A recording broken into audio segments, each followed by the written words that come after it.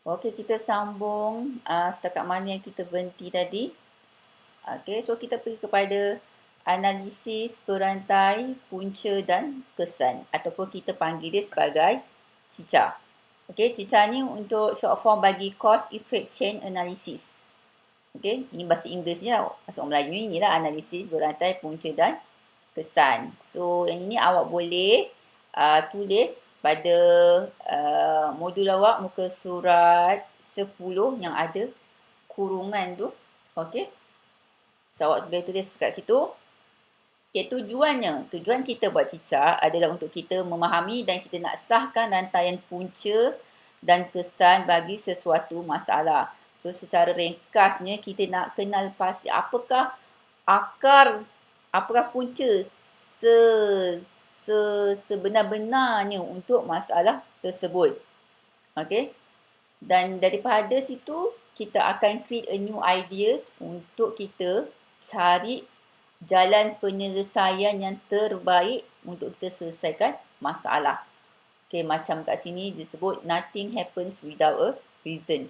So, apa-apa masalah yang terjadi, walaupun secara umumnya, walaupun dalam hidup awak mesti ada sebab kenapa terjadi masalah tersebut. Dan tak ada timbul masalah tu tiba-tiba je ada masalah. Tidak. Mesti ada sebab kenapa timbul masalah itu. Okey. Okey. So kat sini dia kata soalan akan ditanya beberapa kali sampailah punca masalah tu dapat dikesan. Okay, awak akan bertanya berterusan. Okay, awak senaraikan apakah puncanya. So, kenapa ini terjadi? Kenapa meja ni kakinya bergoyang? Kenapa muka meja dia bergoyang? Kenapa skrunya berkarat? Kenapa daripada mana kelambapan tu terjadi? Okey. So, soalan tu akan tanya sampailah sampai awak bila awak tanya soalan tu awak dah tak boleh nak tanya soalan lain. Okey. So, soalan akan terhenti apabila jawapan diperolehi. Jadi, daripada jawapan tersebut, awak tak boleh nak timbul persoalan yang lain. So, itulah dia punya jawapan untuk penyelesaian masalah dia. Okey, jawapan mungkin disebabkan oleh halangan. So, nanti kita tengok apakah halangan tu. Okey, ini dia punya formula. Daripada punca dan sebab, kita akan tanya mengapa. Mengapa benda tu jadi daripada kesan yang timbul. Apakah punca yang menyebabkan kesan tersebut terjadi. Okey. Ini dia punya formula. So, awak boleh tulis. Okey, formula tu ada pada ruangan yang dah disediakan. Okey, ini dah. Okey. Okey, ini adalah beberapa jenis halangan dan contohnya. So, ada 3 halangan daripada semula jadi. Okay, semula jadi ni dalam cuaca yang panas, kalau berlaku hujan, okay, kelembapan. Okay. Lepas tu daripada segi sains dan fizik, momentum dan juga graviti. Dan juga yang ketiga jenis bentuk halangan jenis sifat asas objek. Iaitu daripada kebolehan manusia itu sendiri. Mungkin seseorang manusia tu boleh mahir dalam memotong kayu. Mungkin dia tak mahir memotong kayu, jadi dia punya mejanya tu reka bentuk nampak tak berapa okey. Jadi kat situ dia punya halangannya lah. Okay, halangan ni juga, yang ini kita panggil dia sebagai super sistem. So, ini adalah contoh lain daripada selain daripada kelembapan, haba. So, haba tu dapat panas lah. Okay. Ini adalah super sistem. Selain daripada kita yang buat lantai dengan kelembapan tadi. Okay. Ini adalah contoh lain untuk super sistem. Okey, ini adalah contoh cica bagi masalah meja bergoyang dan tidak stabil. Okey, nampak kaki meja awak tu terketar. Okey. So, untuk membina cica, apa yang awak perlu buat terlebih dahulu adalah dengan lihat kepada pernyataan masalah. Sebab kita nak buat cicak, kita kena tahu masalah dululah. Sebelum nak buat cicak kan, kenapa benda tu jadi, apa kesannya. Dan seterusnya awak kena senaraikan semua sebab yang boleh difikirkan dan tiada limit untuk awak punya idea untuk sebab tersebut. So awak senaraikan seberapa yang awak boleh fikir apakah dia punya punca bagi masalah tersebut. So dekat sini ada senaraikan, ada dua punca kat sini yang dia nampak. Okay. Muka meja tidak stabil. Okay.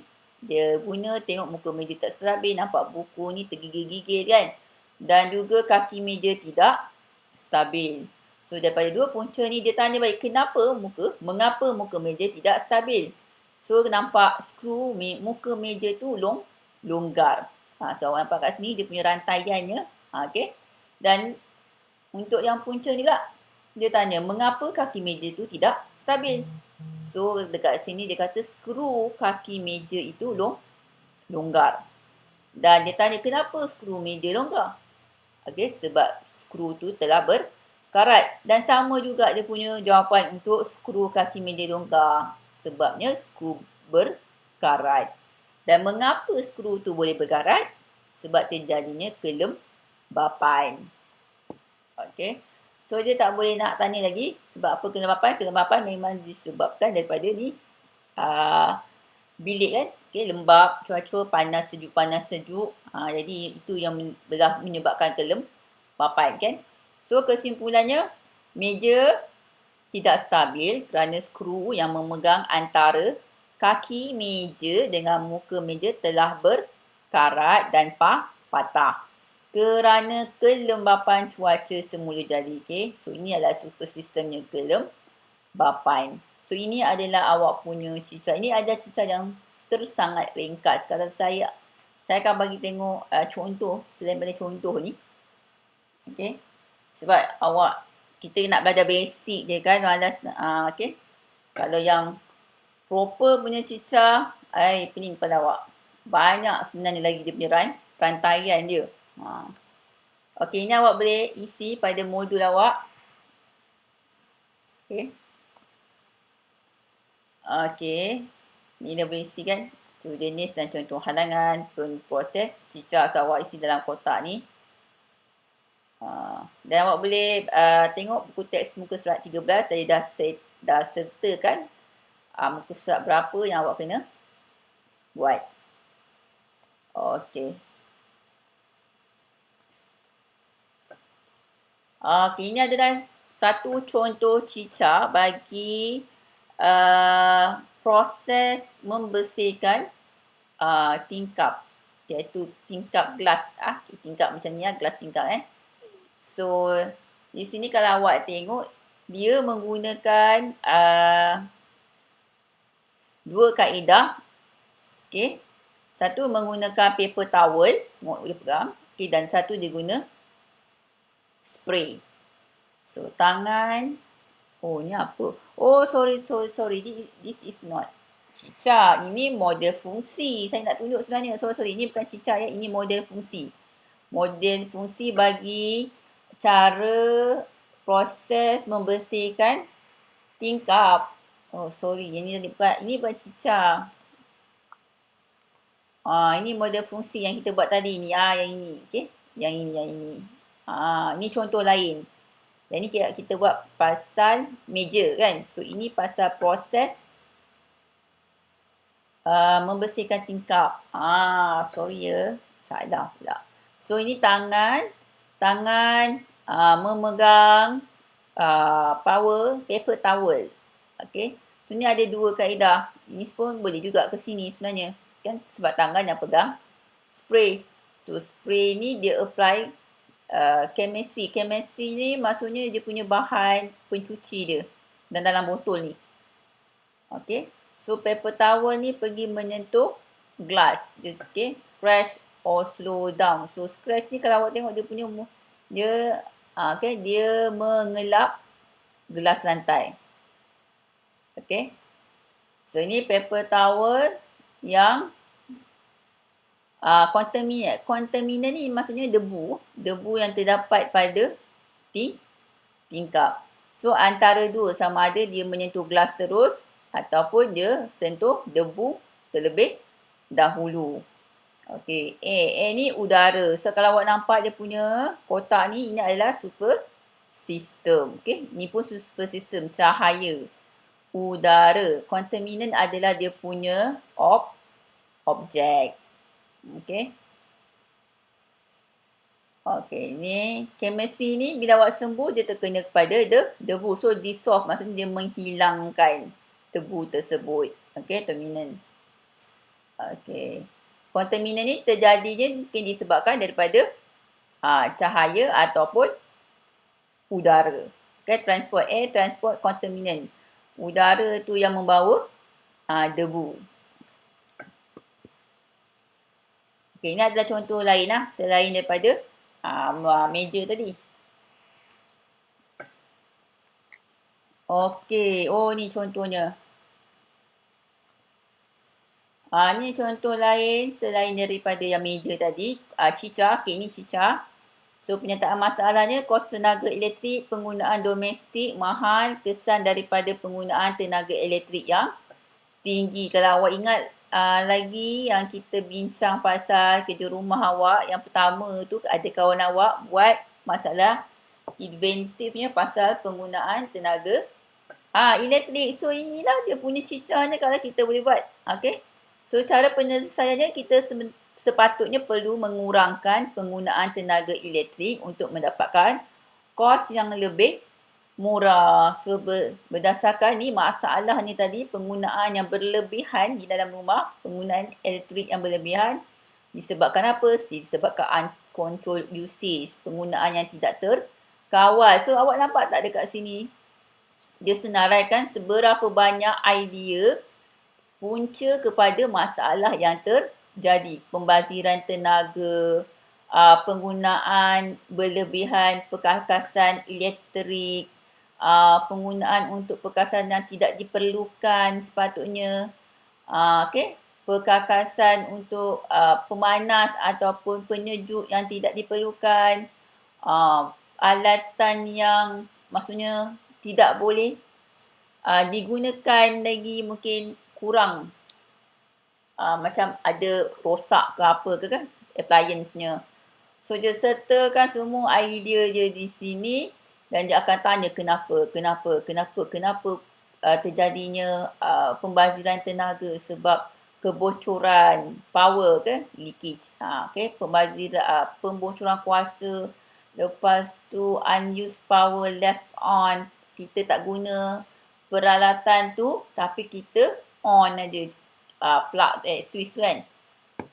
Kenapa kita buat macam ni? Sebab carelessness, kita tak berhati-hati.